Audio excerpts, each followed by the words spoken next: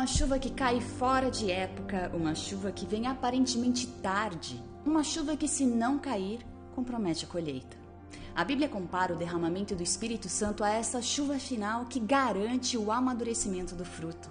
Mas o que vem a ser essa chuva tardia, mais conhecida por nós como chuva serôdia? Quando e sobre quem ela cai e para quê? As respostas para essas e outras perguntas sobre o derramamento da chuva serôdia você acompanha agora.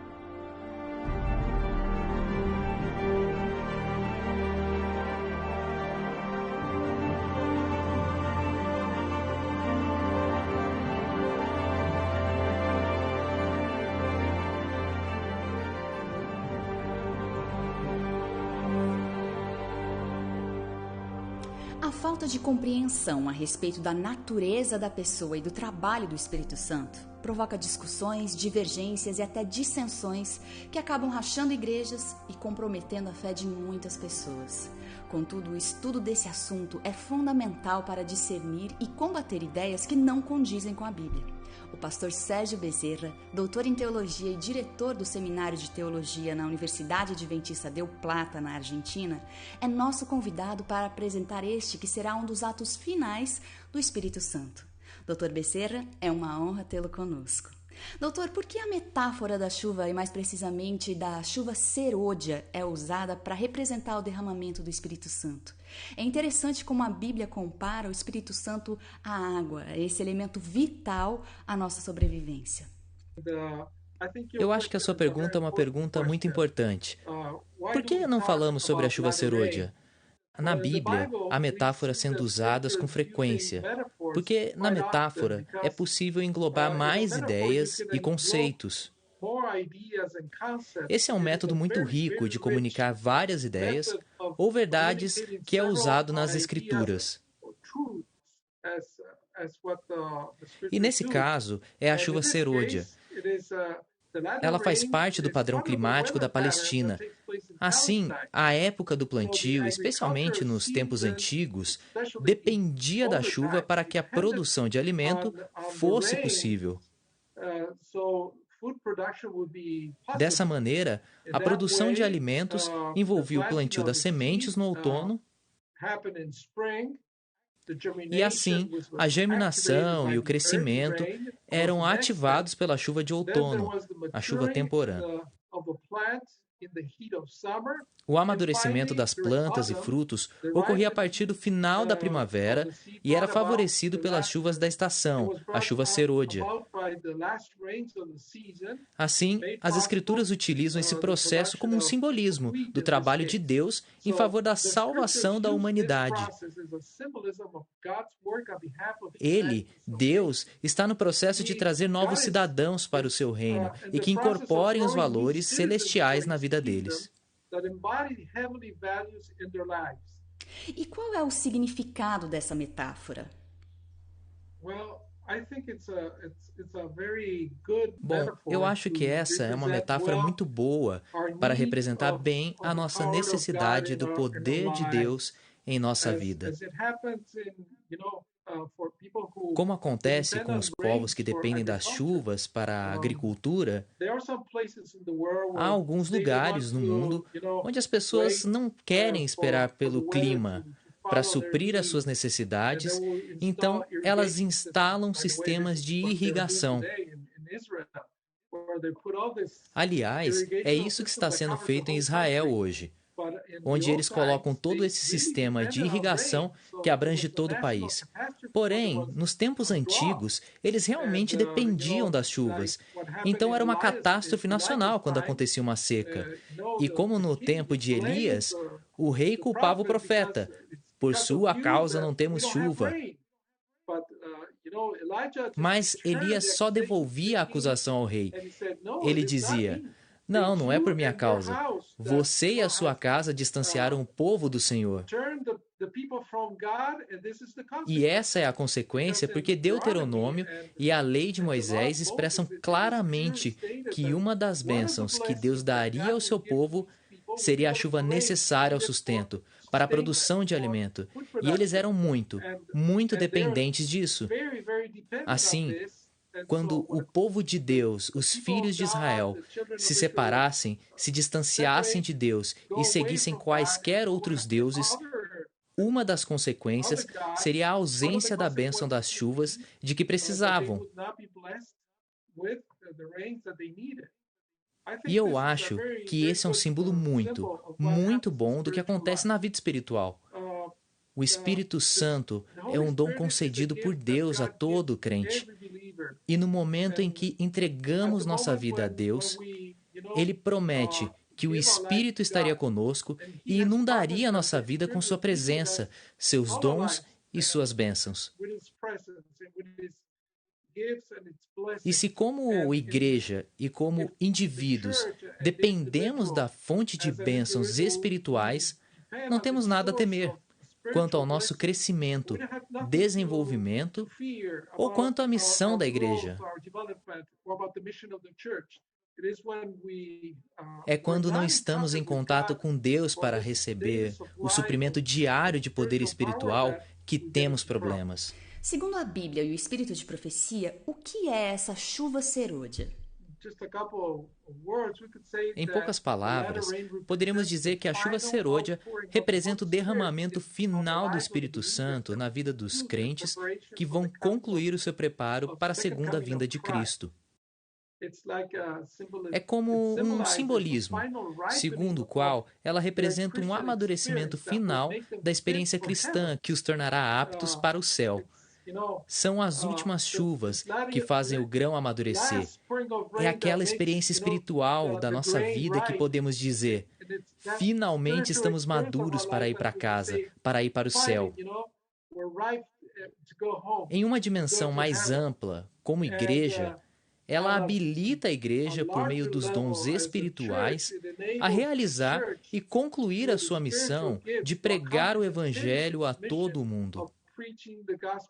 E como dissemos no início, é uma metáfora.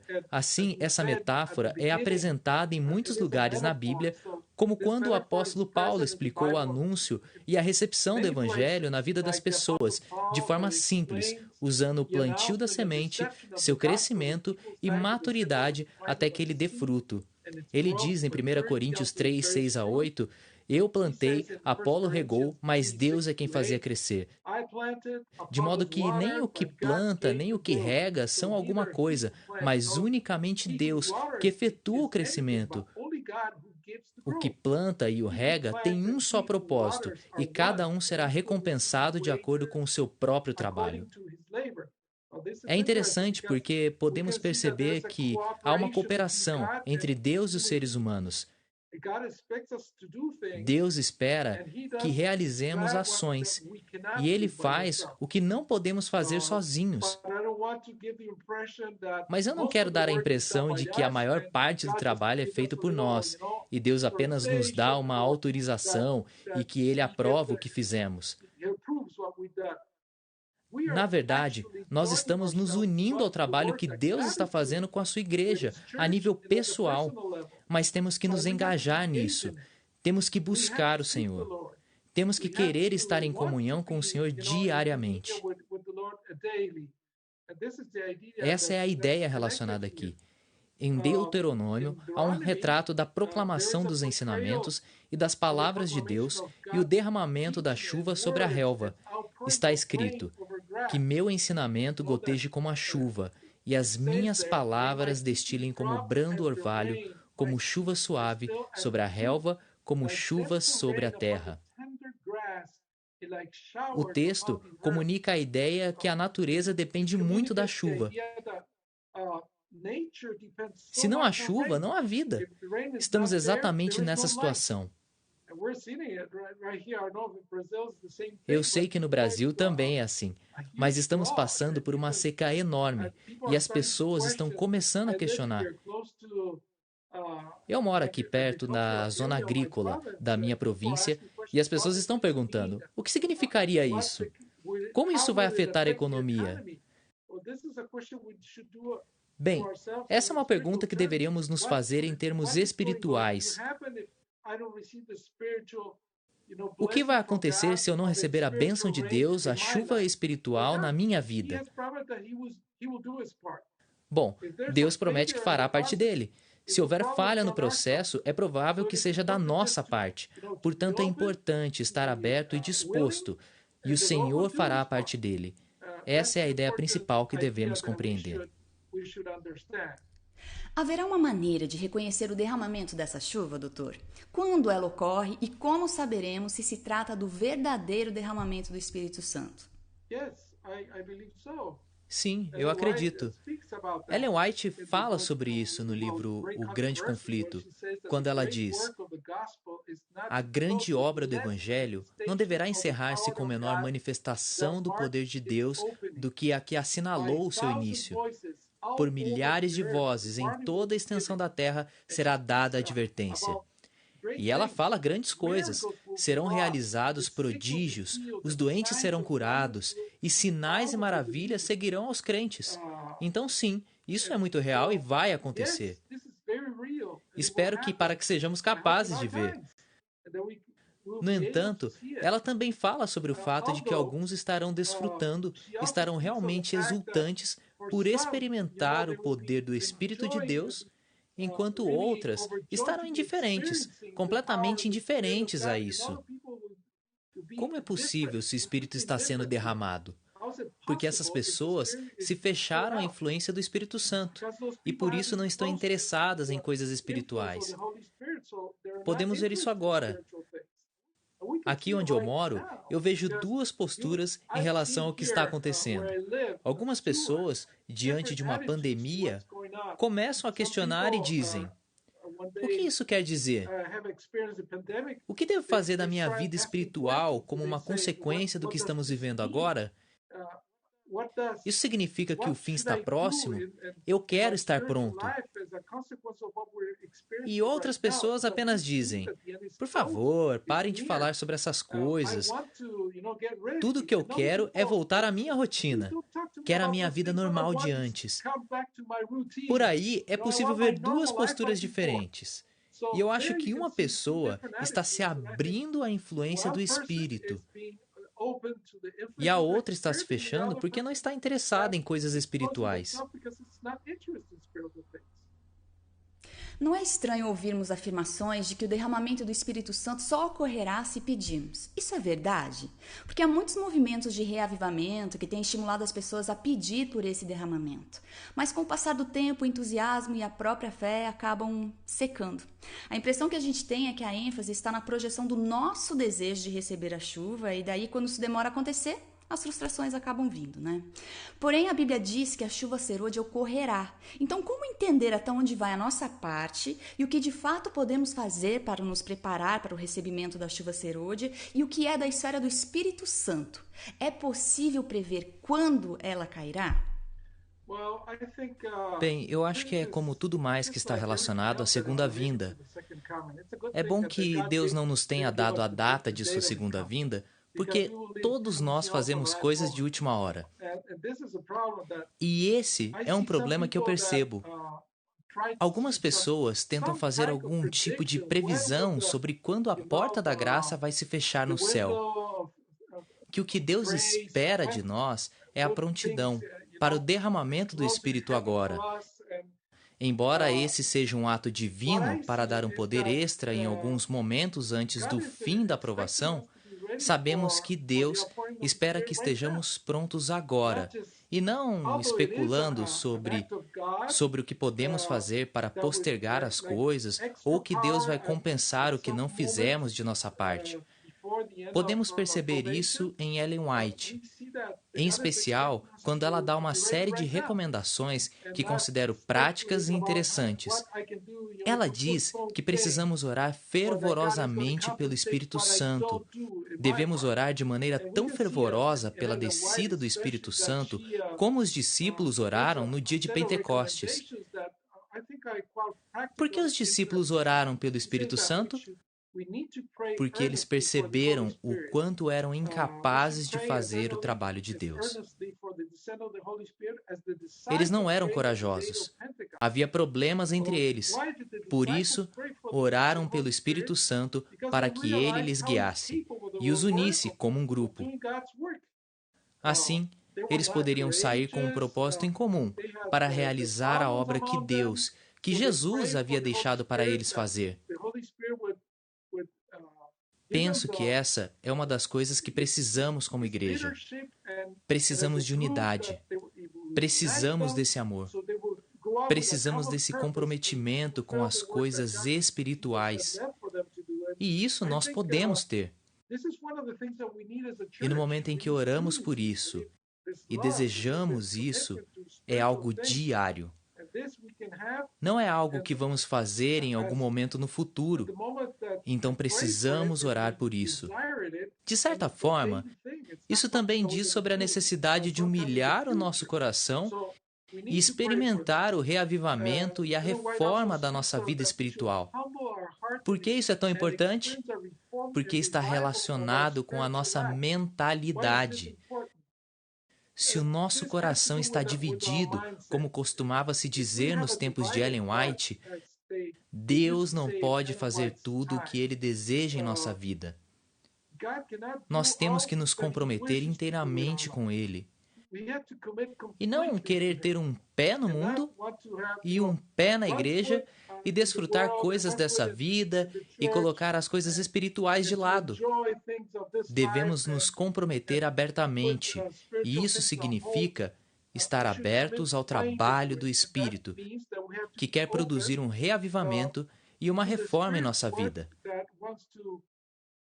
Eu sempre me lembro da historinha que conta sobre a pessoa que disse: "Eu quero estar pronta para o céu, mas acho que estou bem, pastor."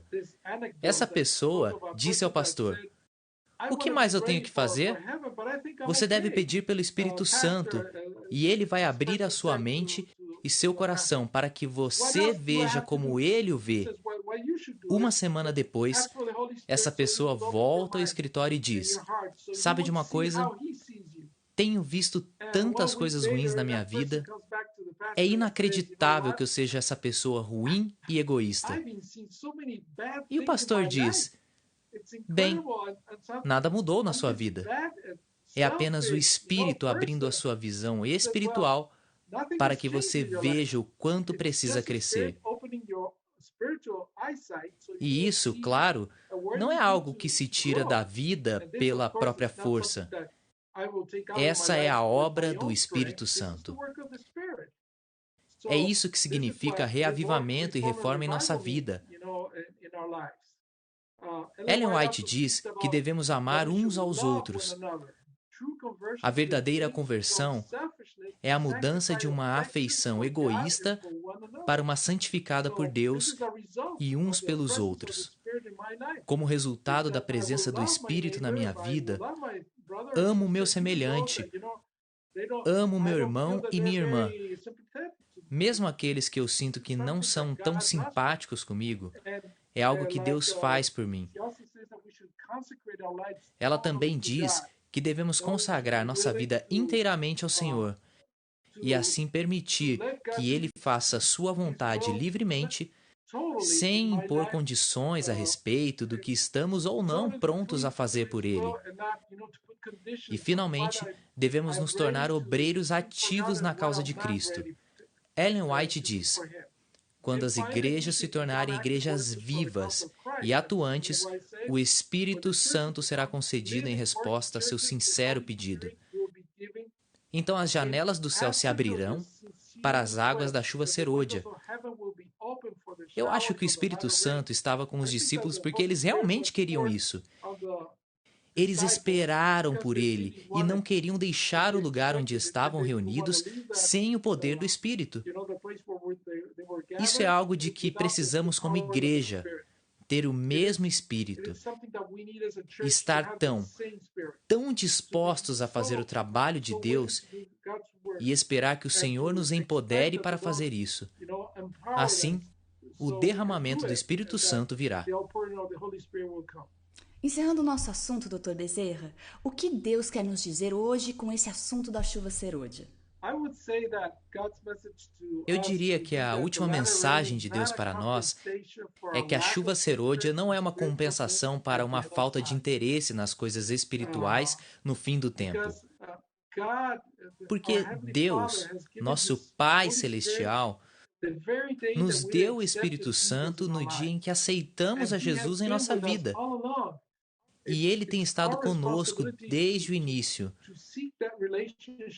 É nossa responsabilidade buscar o relacionamento e a nossa comunhão diariamente, de modo a valorizar essa bênção espiritual da maneira como Deus deseja que valorizemos por meio da presença diária do seu Espírito, que cumpre a promessa de completar a boa obra que Ele começou em nós. Ele completará no dia de Jesus Cristo. É a promessa que o Espírito Santo está conosco agora. E é preciso estar pronto para a chuva serôdia, necessária diariamente. Se eu não reconheço o fato de que um dia sem o Senhor, sem a sua bênção, é algo que realmente afeta a minha vida espiritual, eu também não vou reconhecer a chuva serôdia. Penso que o que o Senhor está tentando nos dizer é que a chuva serôdia é a concretização do nosso amadurecimento espiritual por intermédio do poder do Espírito Santo, que termina algo que começou há muito tempo, mas conclui o nosso preparo para o céu e nos concede o poder para a proclamação final do Evangelho ao mundo. O que vimos é que há muito o que podemos fazer como pessoas e como igreja, e que há muitos obstáculos, e isso diz como uma bênção especial de Deus, talvez possamos fazer muito mais. E os resultados serão ainda maiores. Mas o Senhor promete que Ele virá, e nós temos que trabalhar, mesmo sem ter todos os resultados que esperamos. Ele nos promete que com a chuva serôdia, com a preparação para o céu em nossa vida espiritual e com a preparação final, tudo se acertará e estaremos prontos para ir para o lar. Dr. Becerra, muito obrigada por compartilhar conosco tantas informações preciosas. E obrigada a você também por participar de mais uma conferência. Até a próxima.